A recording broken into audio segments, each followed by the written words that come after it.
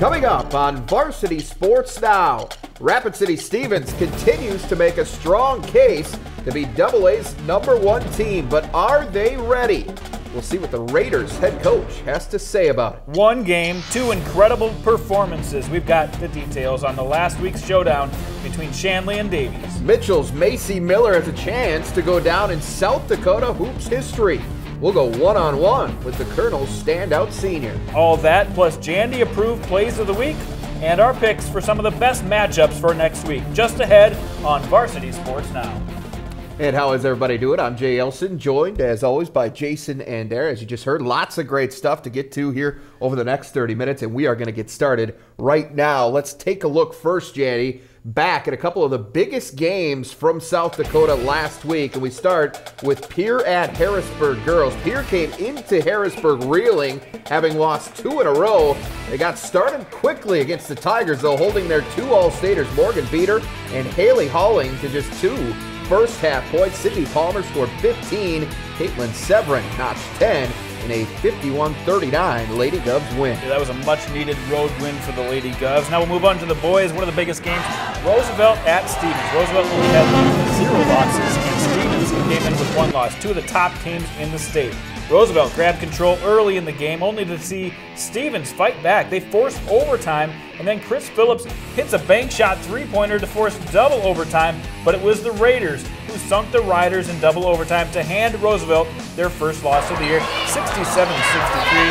And the Raiders, Steven Schaefer, scored a game-high 27. He is a good player. The Raiders now 7-1 on the season. Steven Schaefer leading the way, and their head coach, Derris Buus, joins us now. And Derris, Class AA seems to have a lot of contenders this year, and your team certainly in the mix there. You've played some of the best in the state already. What do you think of the competition out there this year? This year epitomizes the parity in AA in most years, I believe.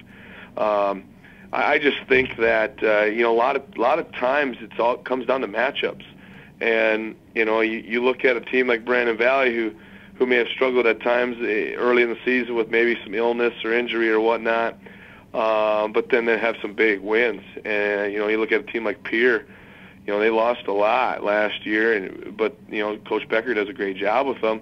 But they've got some balance and tough matchups, and so I think this year it's really true parity in AA, and I think a lot of it comes down to matchups, and I think that'll be key coming down the stretch is those teams that can play a couple different styles and maybe that pose some matchup problems for their opponent.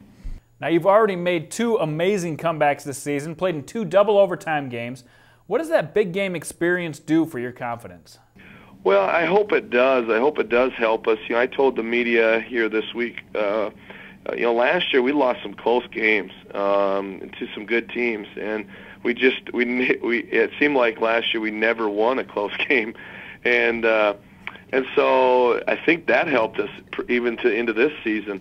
And our kids are doing a really good job of not what I call scoreboard watching. We're really trying to focus on playing well and just let the scoreboard take care of itself. And if you play hard and get in that habit of playing hard all the time, regardless of the score, then you're able to do some of those things if you have the toughness and the drive to do it. There's so many teams out there that are going to pose us some problems and that are going to give us their best game, and so in order for us to compete and maybe come out on top in these close games, we've got to be able to do that. Finally, Derris, talk about your All-Stater Steven Schaefer and what he's done for your team this year. Well, Steven's a great leader. He's not real vocal, but he just leads by example. He's a very good teammate.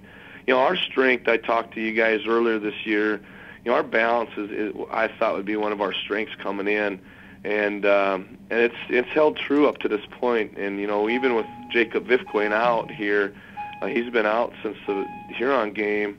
We've had kids really step up, and so when we get him back, that'll add some stuff for us even more. But Steven's he's such a good teammate when it comes to getting people involved. He trusts his guys, and he's an easy kid to play with. Sometimes, I know in high school kids it's not their fault, but sometimes a high school kid with his type of caliber skill and the ability he has can really get caught up in, wanting to do too much, and he doesn't do that. He's a very good teammate. He can play multiple positions. He's starting to get better defensively, and he's averaging about 6 to 7 rebounds a game. So he's meant a lot to us. But he also understands that we're not going to get it done what our goals are with just him, and he understands the balance that we got to have, and that's what makes him the player he is. And I just think he's and I'm partial, but there's no question in my mind he's the best all-around basketball player in the state. All right, that again, Derris Buus, head coach of the Rapid City Stevens Raiders. In North Dakota, there were a couple of great matchups in the EDC last week. One went down to the wire, while the other featured arguably the 2 top individual performances of the season. We'll take a look at those when we return on Varsity Sports Now. Varsity Sports Now, presented by Shields.